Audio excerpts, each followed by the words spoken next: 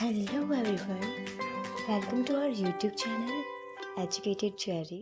नमस्ते साथियों, स्वागत है आप सभी का हमारे YouTube चैनल एजुकेटेड जेरी में। आज के वीडियो में हम समझेंगे प्रकाश के परावर्तन को। प्रकाश जो है उसमें दोनों गुण होते हैं, वो कण के जैसे भी कार्य करता है, वो एक तरंग के जैसे भी कार्य करता है। तो जिसमें आज हम पढ़ने वाले हैं वो प्रकाश का जो तरंग का जो गुण है उसका एक एग्जाम्पल जो है, इसका एक प्रयोग है, वो हम शुरुआत करेंगे। प्रकाश का परावर्तन से पहले हमें दो तीन चीज़ें ध्यान होनी चाहिए। पहली बात तो ये कि प्रकाश जो है वो हमेशा क्या करता है, वो हमेशा एक सीधी रेखा में ट्रेवल करता है, गमन करता है। प्रकाश एक इलेक्ट्रोमैग्नेटिक वेव के जैसे होता है। उसके बाद इसमें अगर हम देखा जाए तो प्रकाश को ये जो माध्यम की आवश्यकता नहीं होती। प्रकाश जैसे अभी हम प्रकाश का परावर्तन शुरू करेंगे, तो प्रकाश का परावर्तन समझने के लिए बेसिकली हम क्या करेंगे, हम एक प्रैक्टिकल शुरू करते हैं जिसमें हम क्या लेंगे, एक तो समतल दर्पण लेंगे। ये जो लाइन है ये है समतल दर्पण।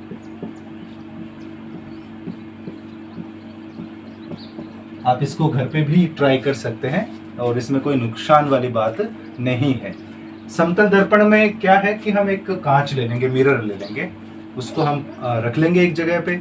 उसके बाद हम लेज़र लाइट जो आती है उसका प्रयोग करेंगे और उस लेज़र लाइट को अंधेरे कमरे में उस कांच के ऊपर हम ऐसे टकराएंगे उसकी किरण को, तो उसकी किरण उससे टकराकर समतल दर्पण से टकराकर क्या होगी, वापस लौट जाएगी। इसको देखने के लिए आपको क्या करना है कि आपको थोड़ा सा धुआं कर लेना है कमरे में, जिससे क्या होगा कि वो लेज़र लाइट की बीम जो है वो आपको दिखाई दे। तो ये प्रैक्टिकल आप देखते। तो चलिए देखते हैं प्रकाश का परावर्तन कैसे होता है। इस घटना को हम प्रैक्टिकल के थ्रू आप लोगों के बीच में रखना शुरू करते हैं।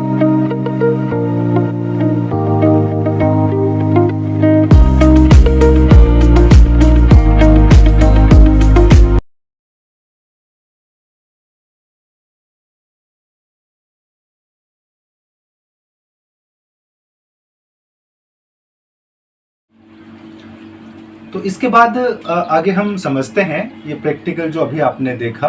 इस प्रैक्टिकल को एक्चुअली इसको हम अगर ये अपने मैथमेटिकल फॉर्म में या फिर फिजिक्स के तौर पे हम लिखते हैं तो वो कैसे काम करता है, ये सारी चीज़ें आपको मैं बताने की कोशिश करता हूँ। ठीक है, इससे आपको प्रकाश का परावर्तन अच्छे से समझ में आ जाएगा। क्या होता है प्रकाश का परावर्तन, जैसे हमने मान लेते हैं कि यहाँ पे एक लेज़र लाइट लिया था हमने, जो कि पॉइंट है हमारा ए।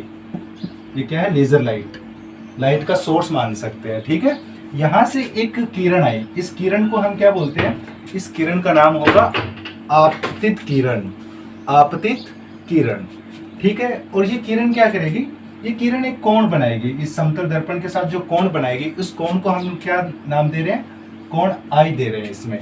ठीक है, इसके बाद ये बीच में एक हमने एक काल्पनिक एक रेखा मान ली है जो समतल दर्पण के साथ में क्या कर रही है, 90 डिग्री का कोण बना रही है, यानी कि एक समकोण बना रही है।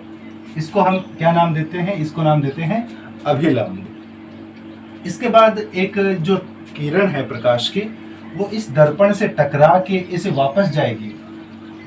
इस जाने वाली किरण को हम क्या बोलेंगे, परावर्तित किरण। ध्यान रखना है, क्या बोलेंगे, परावर्तित किरण। जो लाइट के सोर्स से समतल दर्पण पे टकरा रही है उसको बोलेंगे आपतित किरण, और जो टकरा कर वापस जा रही है उसको बोलेंगे परावर्तित किरण।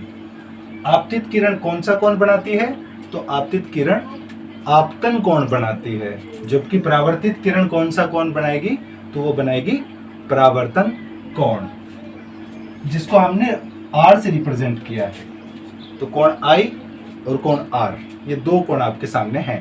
कोण आई क्या है, वो है आपतन कोण, और कोण आर क्या है, वो है परावर्तन कोण। ठीक है, तो सबसे पहले प्रकाश की परावर्तन की परिभाषा क्या हो जाएगी, अगर हम बनाना चाहें प्रैक्टिकल से, तो बन जाएगी कि जो प्रकाश है, प्रकाश क्या करेगा, प्रकाश के चिकने पृष्ठ, ये समतल दर्पण है वो कैसा होता है, वो चिकना होता है, जाहिर सी बात है। तो प्रकाश के चिकने पृष्ठ से टकराकर, उससे टकराकर जब वो अगर वापस लौट रही है तो वापस लौटने की घटना को हम क्या कहते हैं? प्रकाश का परावर्तन कहते हैं, रिफ्लेक्शन ऑफ लाइट, इंग्लिश में इसे प्रोनाउंस कर सकते हैं। तो प्रकाश के चिकने पृष्ठ से टकराकर वापस लौटने की घटना को क्या कहेंगे? प्रकाश का परावर्तन कहेंगे। इसके बाद प्रकाश, ये जो परावर्तन के नियम होते हैं, एक्चुअली दो नियम काम करते हैं। लॉ ऑफ रिफ्लेक्शन में दो काम करते हैं। एग्जामिनेशन में क्वेश्चन पूछे जाते हैं तो इन्हीं में से आप पूछे जाते हैं। तो क्या है, देखिए, प्रकाश का ये जो पहला नियम है परावर्तन का, वो क्या होता है कि ध्यान देना है, इसमें कोई ज़्यादा टफ या कोई ऐसा ये इतना ये नहीं है, अपना टफ नहीं है। तो इसमें क्या है, पहला नियम देखिए, ये आपतित किरण, परावर्तित किरण और अभिलंब, ये तीनों क्या होते हैं? एक ही तल में होते हैं। समतल दर्पण जो है उसके तीनों ऊपर हैं, तीनों ऊपर हैं, एक ही तल में है, इसको ऐसे हम कह सकते हैं। तो एक तो ये हो जाएगा आपतित किरण, परावर्तित किरण और अभिलंब, ये तीनों क्या है? एक ही तल में होते हैं, तीनों ध्यान रखना है पहली चीज। दूसरी बात क्या ध्यान रखनी है कि ये जो हमने कोण निकाला था, कोण आई, यानी कि आपतन कोण और परावर्तन कोण, इन दोनों का मान क्या होता है? बिल्कुल बराबर होता है। ये प्रैक्टिकल आप फिर से देखिए थोड़ा सा, ये जो होता है आपतन कोण और परावर्तन कोण, इन दोनों का मान क्या होता है? बराबर होता है। इसको बेसिकली हम स्नेल के नियम से भी जानते हैं। स्नेल का नियम भी यही होता है, sine i equals to sine r, ऐसा इसको हम स्नेल का नियम इसको कह सकते हैं। Mu is equals to sine i upon sine r, इससे भी इसको कर सकते हैं, वो समानुपाती के जैसा कुछ होता है। खैर, तो यही दो नियम थे।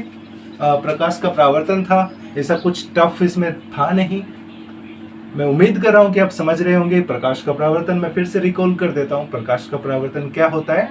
तो प्रकाश का परावर्तन होता है कि प्रकाश जो है वो किसी जो चिकनी पृष्ठ जो है उससे टकराकर वापस लौटने की घटना को हम क्या कहेंगे? प्रकाश का परावर्तन कहेंगे। दो नियम बताए मैंने, दोनों नियम क्या है? पहला नियम प्रकाश के किरण, आपतित किरण, परावर्तित किरण और अभिलंब, ये तीनों क्या होते हैं? एक ही तल में होते हैं। और दूसरा नियम क्या है? वो है आपतन कोण और परावर्तन कोण दोनों क्या होते हैं? बराबर होते हैं। यहाँ पर आपतन कोण को मैंने किस फॉर्म में दिखाया है? AON में दिखाया है। और परावर्तित कोण को या परावर्तन कोण को मैंने किस में दिखाया है? इसको हम NOB में या BON में भी शो कर सकते हैं। तो ये दोनों कोण आपस में क्या हो जाएंगे?